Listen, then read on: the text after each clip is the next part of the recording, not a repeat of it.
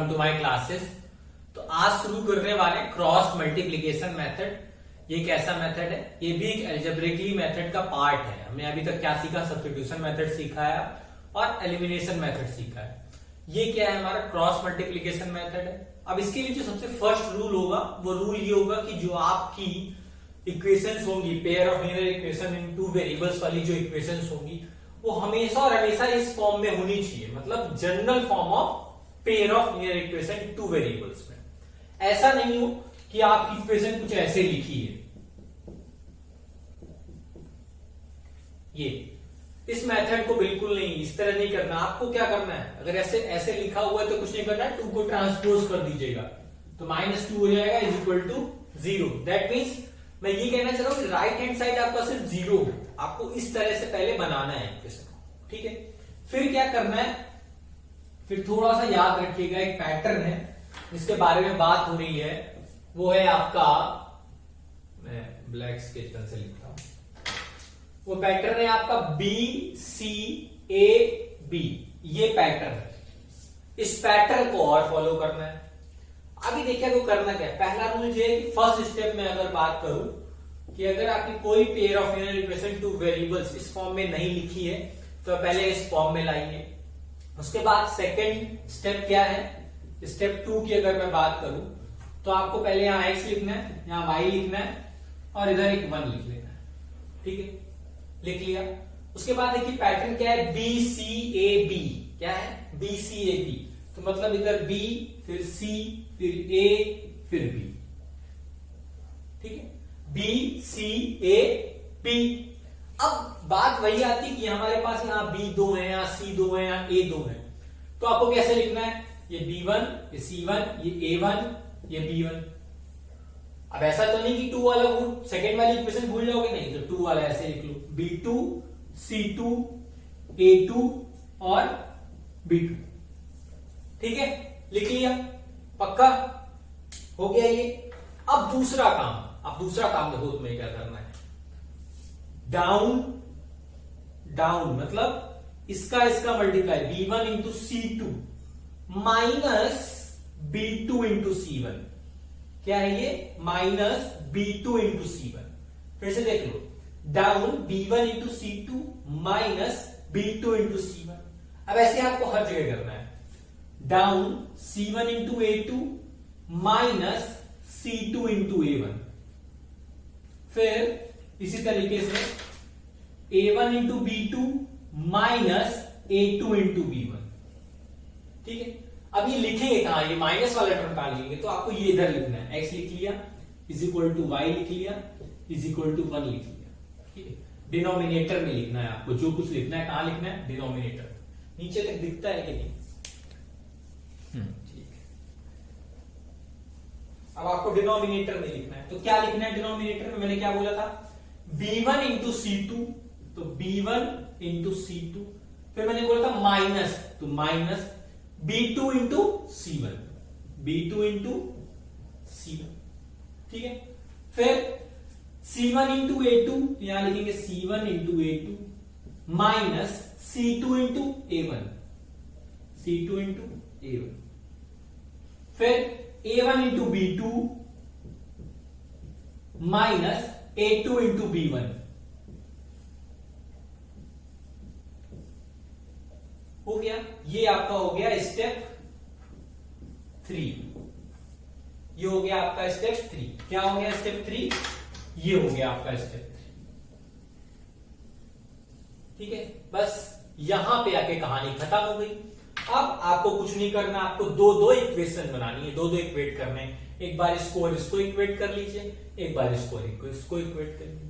तो जब क्वेश्चंस आएंगे तब बात करेंगे उस पर। अभी एक क्वेश्चन करके देख लेते हैं, आपको समझ में आ जाएगा, ठीक है। तो ये था हमारा cross multiplication method, step number 1। फिर से देख लीजिए, कोई भी इक्वेशन अगर इस फॉर्म में नहीं लिखी हुई है, पहले इस फॉर्म में बनानी है। फिर आपको इस तरह से लिखना है, स्टेप 2 x by 1। फिर रूल याद कीजिए BCAB, ठीक है, ठीक है, BCAB, ठीक। आप लिखेंगे BCAB। अब आपके पास BCAB क्या है, 2 है, तो आप क्या करेंगे, 1 1 1 1 और ये 2 2 2 2, भाई 2 है, दोनों को रखना पड़ेगा। फिर down minus up, down minus up, down मतलब इन दोनों का मल्टीप्लाई हुआ, फिर माइनस किया, up up, down minus up, down minus up. कहां लिखोगे भाई? ये x के नीचे वाला मटेरियल, x के नीचे वाला मटेरियल, y के नीचे मटेरियल, y के नीचे मटेरियल, ये 1 के नीचे मटेरियल, 1 के नीचे। क्लियर हो गया? बस यहां पे कहानी खत्म हो गई।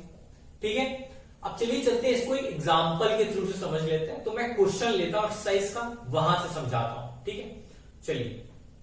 सो this is your question number 3 exercise 3.5 का 1 और 2 के बाद बताऊंगा, क्योंकि अभी क्रॉस मल्टीप्लीकेशन बताया है, तो उससे रिलेटेड एक क्वेश्चन हो जाए तो आपका बेस जो है वो मजबूत हो जाएगा, इसलिए।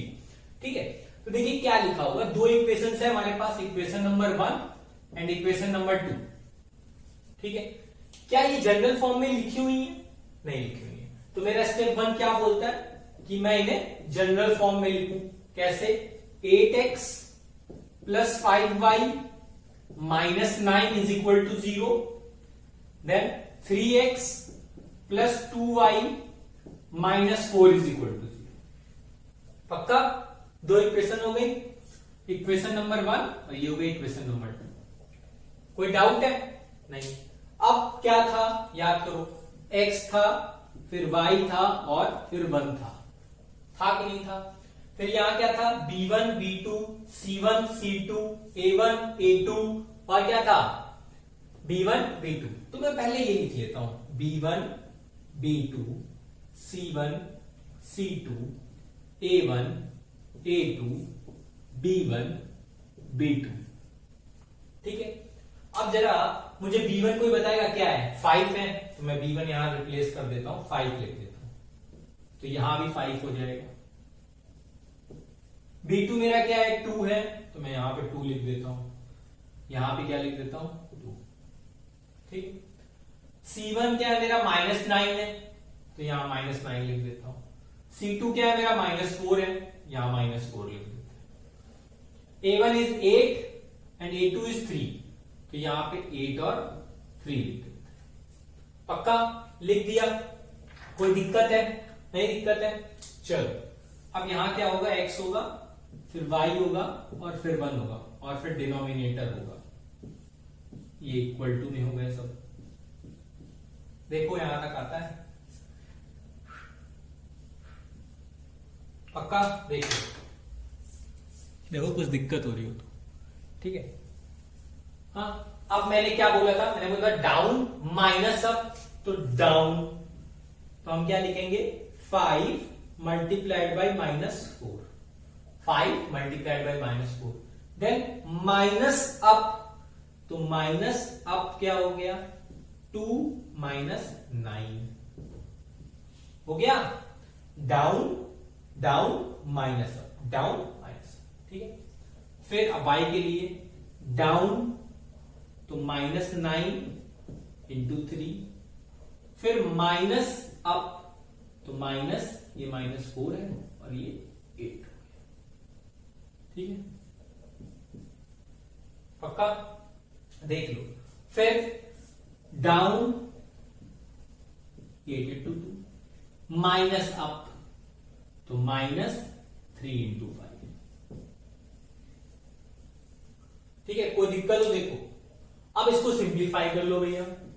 x upon 5 into -4 what is? -20, -9 minus, ये माइनस माइनस क्या हो जाएगा? प्लस हो जाएगा, तो +9 इंटू 2 क्या हो जाएगा? 18, तो प्लस का 18 is equal to y upon, अब -9 इंटू 3 -27, माइनस माइनस क्या हो गया? प्लस, तो +4 इंटू 8 व्हाट इज? +32। देखो ये मल्टीप्लाई।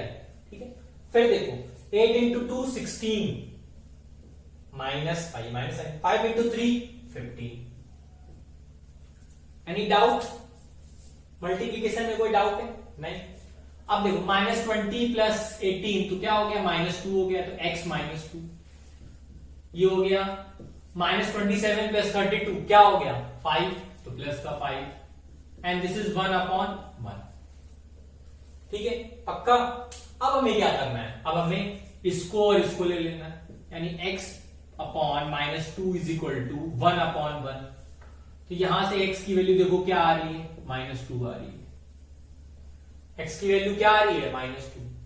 फिर देखो y upon 5 is equal to 1 upon 1।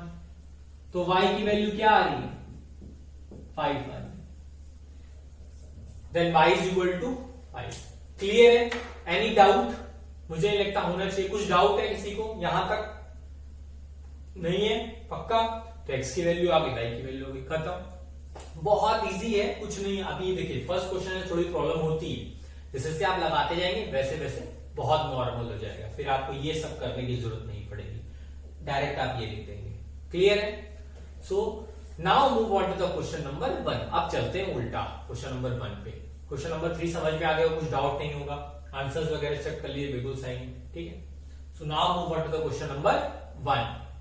So this is your question number 1। अब देखिए क्या लिखा हुआ है, which of the following pairs of linear equations has unique solution, no solution, infinitely many solutions. In case there is a unique solution, find it by using cross multiplication method। ठीक है, आपके पास 4 parts हैं, 4 इसके questions हैं।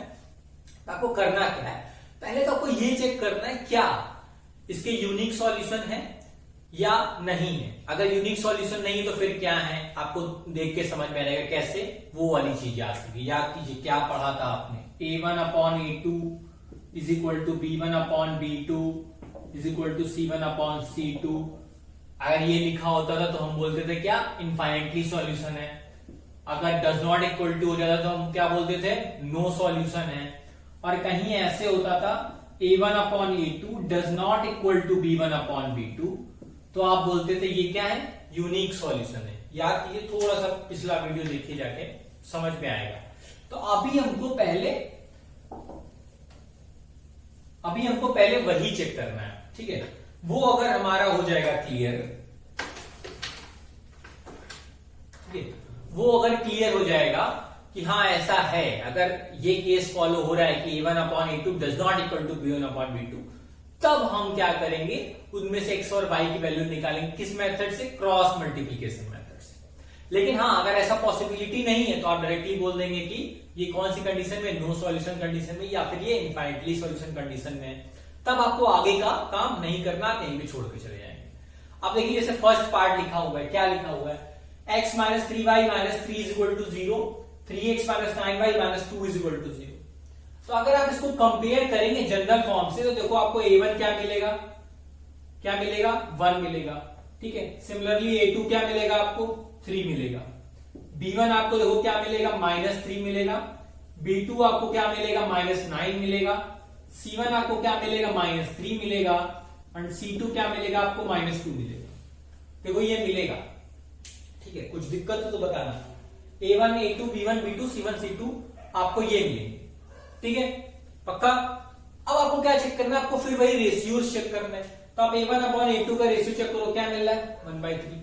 b1 upon b2 का ratio check करो तो देखो माइनस माइनस कट गया, 3 1 जा 3 3 जा 9, तो ये क्या मिल गया, 1/3, ठीक है। तो a1 upon a2 equal to b1 upon b2 दिख रहा है। अब अगर इसको अगर रेशियो चेक करोगे तो देखो क्या मिलेगा, प्लस था 3/2 मिलेगा कि नहीं मिलेगा। रेशियो इसका चेक करो c1 अपॉन c2 का, तो क्या मिलेगा, -3 अपॉन -2, तो माइनस माइनस कैंसिल हो जाएगा, क्या मिलेगा, 3/2 मिलेगा। तो आप देख रहे हो कि a1 upon a2 is equal to b1 upon b2 does not equal to c1 upon c2 है। अगर ऐसी कंडीशन होती तो हम क्या बोलते हैं, लाइंस आर पैरेलल। अगर लाइंस पैरेलल है तो क्या कोई सॉल्यूशन मिलेगा, नहीं सॉल्यूशन मिलेगा। तो ये कौन सी कंडीशन हो गई, नो सॉल्यूशन की कंडीशन। कौन सी कंडीशन हो गई, नो सॉल्यूशन। अब जब सॉल्यूशन ही नहीं है तो आप क्या क्रॉस मल्टीप्लीकेशन मेथड लगाओगे, नहीं लगाओगे, पक्का। तो यही जो फर्स्ट पार्ट था यहीं पे खत्म हो जाता है, ठीक। इसी तरह इसका सेकेंड पार्ट है, वो देखते हैं क्या लिखा हुआ है।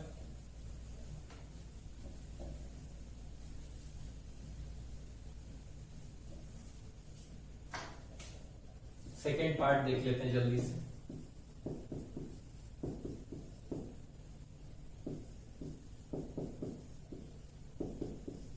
ये ठीक है, ये सेकेंड पार्ट लिखा हुआ।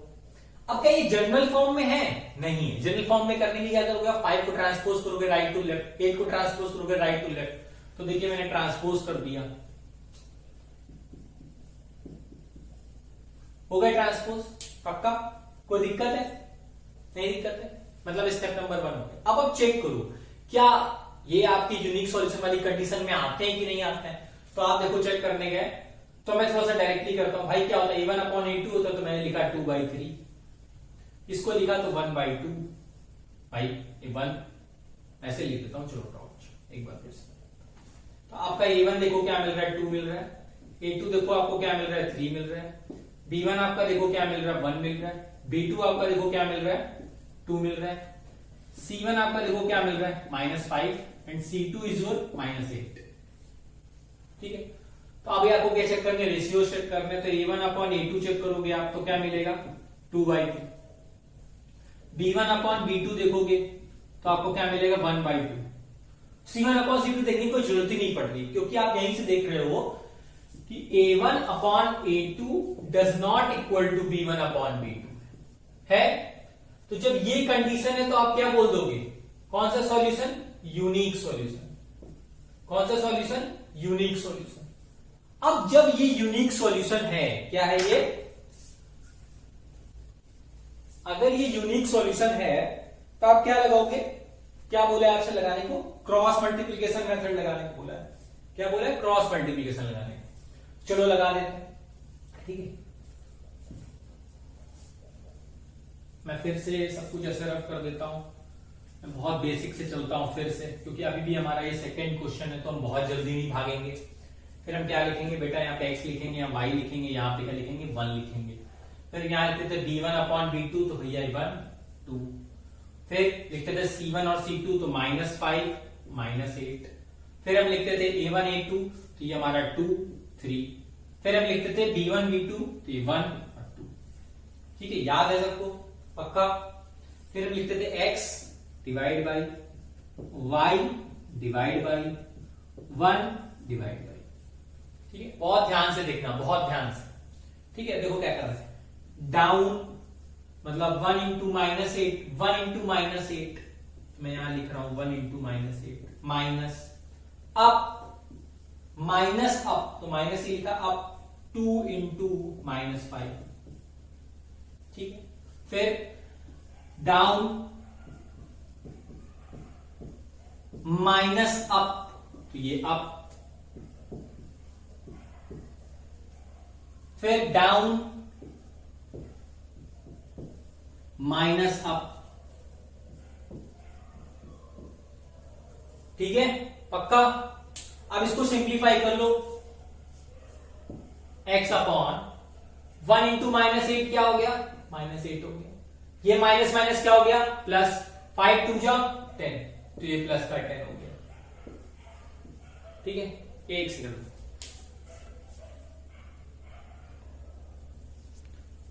अभी y के लिए इसको सिंप्लीफाई कर लो। -5 इंटू 3 क्या हो गया? -15 हो गया। माइनस माइनस क्या हो गया? प्लस हो गया। 8 इंटू 2 क्या हो गया? 16, प्लस का 16 हो गया 1। अब 2 इंटू 2 क्या हो गया? 4। 3 इंटू 1 क्या हो गया? 3। अब देखो -8 प्लस 10 क्या हो गया? प्लस का 2, तो ये हो गया x/2 is equal to y। -15 plus 16 क्या हो गया? 1/1। ठीक है, कोई दिक्कत है? नहीं। अब फिर वही काम है, इसको और इसको ले लो। तो देखो बेटा क्या होगा? x/2 is equal to 1/1। तो x की वैल्यू क्या मिल गई? यहां से x की वैल्यू मिल गई, x इज इक्वल टू 2। पक्का? बहुत इजी है। कैसे? क्रॉस मल्टीप्लाई करके।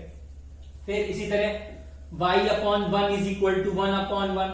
क्रॉस मल्टीप्लाई किया तो y इज इक्वल टू क्या मिल गया? 1। कोई समस्या नहीं।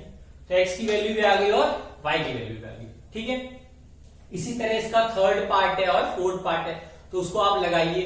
अगर कुछ डाउट आए तो मुझे कमेंट करके बताइएगा कि थर्ड और फोर्थ पार्ट में प्रॉब्लम आ रही है। ठीक है, थर्ड पार्ट जो होगा वो आपका होगा कोइंसिडेंट लाइन, यानी इनफाइनाइटली सॉल्यूशंस मिल जाएंगे वहां पे। और फोर्थ पार्ट आपका यूनिक सॉल्यूशन होगा, तो फोर्थ पार्ट आपको ऐसे ही सॉल्व करना होगा। ठीक है, तो एक बार कोशिश करके देखिए। अगर नहीं आता है तो मुझे कमेंट करके बताइए सर ये वाला पार्ट नहीं आया, तो मैं इसको एक्सप्लेन फिर से करूंगा। ठीक है। So now move on to the question number 2। बहुत इंपॉर्टेंट है। अगर मैं बोलूं कि अगर आपसे 2 मार्क्स में मैं पेपर देने जा रहा हूं, उसमें 2 मार्क्स में क्वेश्चन दूंगा, तो मैं 99% बिल्कुल जस्टिफाई कर सकता हूं कि मैं हूं, चाहे कोई भी हो, वो आपको वो क्वेश्चन देगा ही देगा, चाहे कुछ हो जाए, चाहे वो कोई भी पैटर्न बन जाए, चाहे जितना पैटर्न इजी हो जाए या टफ हो जाए, कहीं ना कहीं वो क्वेश्चन आएगा। 2 मार्क्स का, 3 मार्क्स का, 4 मार्क्स का। अगर पैटर्न इजी है तो हो सकता है वो 4 में चला जाए, या हो सकता है वो 3 में चला जाए। लेकिन हाँ, 2 मार्क्स तक के लिए बिल्कुल जस्टिफाई करता है वो क्वेश्चन। और कहीं ना कहीं 99% जो वो क्वेश्चन है वो आपका इससे रिलेटेड है, जो आपने इसका फर्स्ट पार्ट किया था उससे रिलेटेड है। ठीक है, बहुत अच्छा क्वेश्चन है, प्लीज उसको स्किप मत कीजिएगा, अच्छे से रहिएगा। ठीक है, so now move on to the question number 2। So this is your question number 2 का फर्स्ट पार्ट। 2 पार्ट है, एक पार्ट अभी डिस्कस करते हैं, एक पार्ट इसके बाद डिस्कस करेंगे। ठीक है, देखिए क्या लिखा हुआ है for which values of A and B, ए और बी की कौन सी वैल्यूज पर does the following pair of linear equations, ये जो लीनियर इक्वेशंस दी हुई हैं, ये क्या हो, इनकी क्या सॉल्यूशंस हो, इनफाइनाइट सॉल्यूशंस। इनके सॉल्यूशंस कैसे हो, इनफाइनाइट सॉल्यूशंस। तो आपको चीज पता होनी चाहिए, इनफाइनाइट सॉल्यूशन के लिए केस क्या होता है, a1 upon a2 is equal to b1 upon b2 is equal to c1 upon c2। ये कंडीशन फॉलो होनी चाहिए। ठीक है, तो अभी आप देखो, ये आपकी 2 pair of linear equation 2 variables दी हुई हैं। क्या ये जनरल फॉर्म में लिखी हुई है? नहीं, आपको जनरल फॉर्म बनानी पड़ेगी, आपको 7 को ट्रांसपोज करना पड़ेगा। तो आपने ट्रांसपोज कर दिया भाई, राइट टू लेफ्ट गए तो क्या प्लस का 7 था तो -7 हो गया। इसी तरह ये पूरा टर्म ट्रांसपोज हुआ। ठीक है, तो अब आपको देखो यहां से a1 मिल रहा होगा 2, b1 आपको मिल रहा है यहां से 3 एंड c1 आपको मिल रहा है -7। बहुत इजी है। सिमिलरली आपको a2 देखिए मिल रहा है a माइनस बी, b2 आपको मिल रहा है a plus B and c2 आपको मिल रहा है minus times 3a plus b minus 2। ठीक है, पक्का? कोई दिक्कत है यहां तक? नहीं। अब आपको क्या करना है कि आपको बोलना है कि ये क्या है, इनफाइनाइट सॉल्यूशंस होने हैं। ठीक है, तो a और b की वैल्यू पता करने का, आपको ये जितनी भी वैल्यू सीखी, a1 a2 b1 b2 c1 c2 कहां पुट करनी है, यहां पुट करनी है, इसमें। तो चलिए हम रख देते हैं। ठीक है, हम रखते हैं भाई, इधर लिख लेते हैं a1 upon a2 is equal to b1 upon b2 is equal to c1 upon c2। ठीक है, तो a1 हमारा 2 है, a2 हमारा a minus b is equal to b1 हमारा 3 है, b2 हमारा a plus B and c1 हमारा -7 है एंड c2 हमारा कुछ ये। ठीक है, तो ये माइनस से माइनस कैंसिल आउट हो गया। पक्का? पक्का? कोई दिक्कत है? कुछ दिक्कत हो तो बताना। ठीक है, अब देखो फिर वही चीज है, आप क्या करो, इसको और इसको कंपेयर कर दो, फिर इसको और इसको कंपेयर कर दो, सॉल्व करो। 2 अपॉन a माइनस बी मैंने लिया is equal to 3 upon a plus b. Cross multiply किया तो देखो क्या मिलेगा, 2a plus 2b is equal to 3a minus 3b। ठीक है, देखते जाओ, 2a plus 2b is equal to 3a minus 3b। अब क्या करो, जो a वाले टर्म है उनको एक साइड रखो और b वाले टर्म एक साइड रखो। तो मैंने लिख लिया 3a minus 2a is equal to 2b plus 3b। ठीक है, यहां तक इसमें कोई दिक्कत हो तो मुझे बताना, किसी को प्रॉब्लम हो। तो 3a माइनस 2a क्या मिल गया, a, 2b प्लस 3b क्या मिल गया, 5b। तो a इज इक्वल टू क्या मिल गया, 5b मिल गया। पक्का? a is equal to 5b मिल गया। अच्छा, मैं इसको रफ कर देता हूं थोड़ा सा।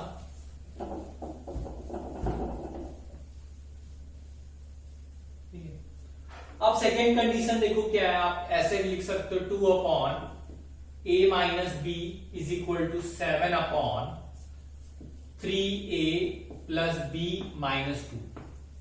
ऐसे लिख सकते हो, लिख सकते हो नहीं लिख सकते हो? इसको क्रॉस मल्टीप्लाई करो, सॉरी, तो ये देखो आपको मिल जाएगा 6a plus 2b minus 4 is equal to 7a minus 7b। अब फिर वही चीज है कि आप क्या करो, सबको ट्रांसपोज करके राइट से लेफ्ट ले आओ। तो 6a minus 7a plus 2b plus 7b minus 4 is equal to 0। अभी 6a माइनस 7a क्या हो जाएगा, माइनस a हो जाएगा। 2b प्लस 7b क्या हो जाएगा, 9b हो जाएगा, माइनस 4 इज इक्वल टू 0। अभी देखो आपने a इज इक्वल टू 5 भी निकाला हुआ है, निकाला है कि नहीं निकाला है?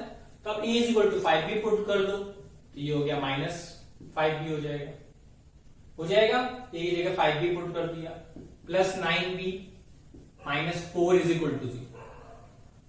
अब माइनस 5b प्लस 9b क्या हो गया, plus 4b minus 4 is equal to 0। इसको आप ऐसे लिख सकते हो 4b इज इक्वल टू 4, ठीक है। तो अब यहां से b की वैल्यू क्या निकाल सकते हो, 1, या मैं ऐसे बोल दूं कि b की वैल्यू मेरी क्या आ गई, 4/4, that means b is equal to 1। Clear है, पक्का?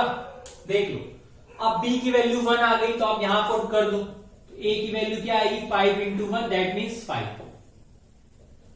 पक्का? तो हमारे a और b आ गए, हमें यही पता करना था। क्लियर है? कोई डाउट है? कोई डाउट हो तो प्लीज बताना मुझे लगता कुछ हो, बहुत इजी है, बहुत ज्यादा इजी है, ठीक है। अब चलते हैं इसके सेकेंड पार्ट। सेकेंड पार्ट क्या बोलता है? सो ये है हमारा क्वेश्चन नंबर 2 का सेकेंड पार्ट। जैसा कि मैंने पहले बोला था कि भैया ये क्वेश्चन नंबर सेकेंड के फर्स्ट पार्ट जैसा ही है, तो सेम वैसा ही है, बस वहां कंडीशन इनफाइनाइटली मैंने सॉल्यूशंस की थी, यहां पे नो सॉल्यूशंस की। अब आपको हमेशा वो चीज याद होनी चाहिए जो कंडीशंस आपको बताई गई हैं, कि जब नो सॉल्यूशन बोले तब क्या कंडीशन है, जब यूनिक सॉल्यूशन बोले तब क्या कंडीशन है, और जब इनफाइनिटी सॉल्यूशन बोले तब क्या कंडीशन है। तो अभी देखिए इस क्वेश्चन में क्या बोल रहा है, for which value of k की कौन सी वैल्यू पर will the following pair of linear equations, ये जो लीनियर इक्वेशंस दी हुई है दो तो उनके सॉल्यूशंस कैसे हो, नो सॉल्यूशन। तो आपको पहले पता होना चाहिए कि इसके लिए सिर्फ एक ही होता है, a1/a2 is equal to b1/b2 does not equal to c1/c। ये कंडीशन होनी चाहिए, होनी चाहिए। ठीक है, चलिए करते हैं। अब ये आपकी रही पेयर ऑफ लीनियर इक्वेशंस। क्या ये जनरल फॉर्म में लिखी हुई है? नहीं लिखी हुई, तो बनाइए। 1 को ट्रांसपोज कीजिए, -1 हो गया is equal to 0। Similarly 2k plus 1 को ट्रांसपोज कर दिया तो माइनस का हो गया इज इक्वल टू 0। क्लियर है? कोई दिक्कत है? कर दिया। अब आप a1 निकाल लीजिए। a1 हो गया आपका 3, b1 हो गया आपका 1, एंड जो c1 is -1, and your a2 is 2k minus 1, b2 is k minus 1, and c2 is minus times 2k plus 1। याद की जनरल फॉर्म क्या होती है, a1x plus b1y plus c1 is equal to 0, a2x plus b2y plus c2 is equal to 0। वहां से हमने compare करके पता किया है। क्लियर है? पक्का? अब हमको क्या करना है, a1/a2 देखना है, तो भैया 3/2k minus 1 is equal to b1/b2, तो 1/k minus 1 does not equal to c1/c2, तो -1 minus time 2k plus 1। ठीक है, मैंने पहले बोला था इन दो को ले लेते हैं, तो इन दो को ले लेते हैं। 3/2k minus 1 is equal to 1/k minus 1। Cross multiply कर दीजिए, तो देखिए आपको क्या मिलेगा, 3k minus 3 भाई 3 into k, 3 into 3, 3k minus 3 is equal to 2k minus 1। ठीक है, इसको थोड़ा सा सिंप्लीफाई कीजिए, तो आप क्या कीजिए, 3k minus 2k हो गया, और ये -3 ट्रांसपोज होके लेफ्ट टू राइट आया तो +3 माइनस 3k minus 2k क्या हो गया, k। 3 minus 1 क्या हो गया, तो k की वैल्यू क्या आ गई, तो k की कौन सी वैल्यू पर इसके सॉल्यूशंस नो सॉल्यूशन होंगे, मतलब कौन सी वैल्यू पर, 2 पर। तो k की वैल्यू यहां पे क्या होगी, 2, तब इसमें हमें कोई सॉल्यूशन नहीं मिलेगा। क्लियर है? पक्का? तो ये था आज की वीडियो में क्वेश्चन नंबर 1 2 3 डिस्कस किया, पहले 3 किया, फिर 1 किया, फिर 2 किया। उससे पहले क्रॉस मल्टीप्लीकेशन मेथड क्या होता है उसके बारे में डिस्कशन हुआ है। ठीक है, अब रह जाता है एक्सरसाइज में सिर्फ और सिर्फ फिफ्थ क्वेश्चन। कौन सा? फिफ्थ क्वेश्चन, सॉरी हाँ फोर्थ क्वेश्चन, फिफ्थ नहीं, फोर्थ क्वेश्चन। कौन सा रहता है? Fourth question. तो अब फोर्थ क्वेश्चन के 5 पार्ट है, तो वही फिफ्थ आ गया था गलती से। तो अब वो 5 पार्ट्स हैं, वो अगली वीडियो में डिस्कस कर देंगे, पूरे क्वेश्चन डिस्कस कर देंगे। बहुत ध्यान से देखिएगा वो अगला वीडियो। नेक्स्ट वीडियो इतना इंपॉर्टेंट है कि बोर्ड पेपर में हमेशा और हमेशा 4 मार्क्स का क्वेश्चन आएगा ही आएगा, चाहे कुछ भी कर ले। और अब तो डेफिनेटली आएगा। क्यों? उसके पीछे कारण है, क्योंकि कहीं ना कहीं सिलेबस थोड़ा सा रिड्यूस हुआ है। क्वाड्रेटिक का जो पार्ट हुआ करता था, इससे सिमिलर मैच खाता था, वो हट गया है, तो आएगा। ठीक है, तो please be prepare for that. अच्छे से आइए, वो भी आपको जल्दी मिलेगी, तो परेशान बिल्कुल नहीं होइए। ये वीडियो आपने देख लिया हो तो प्लीज लाइक कर दीजिए, कमेंट कर दीजिए, सब्सक्राइब कर दीजिए, शेयर कर दीजिए। यार शेयर कोई कर नहीं रहा है, सब लोग देख के चले जा रहे हैं। तुमने देख लिया, बहुत अच्छी बात है, दोस्तों को शेयर कर दो, दूसरे स्कूल्स के हो तो भी शेयर कर दो। क्या जाता है ज्ञान बांटने में, वैसे भी तो मैं इधर यूट्यूब पे पढ़ा रहा हूँ। ठीक है, तो शेयर कर दो, बहुत जरूरत है। अभी 500 के करीब हो गए, अभी जस्ट डबल करना है, मतलब 500 हो गया, 500 और करना है। ठीक है, तो 1000 करना है, अभी 500 की और जरूरत है, तो शेयर कर दो। अभी तो फिलहाल 10th ही पढ़ा रहा हूँ, 10 पढ़ाता रहूंगा, 11 12 पे है, लेकिन अभी थोड़ा सा टाइम लगेगा उस पर। ठीक है, तो प्लीज शेयर वाली बटन थोड़ा सा ज्यादा बढ़ाओ, लोगों से बोलो कि शेयर कर दें, बहुत ज्यादा रिक्वायरमेंट है शेयर की। ठीक है, so thank you so much for this video. बाकी यार शेयर करते रहो।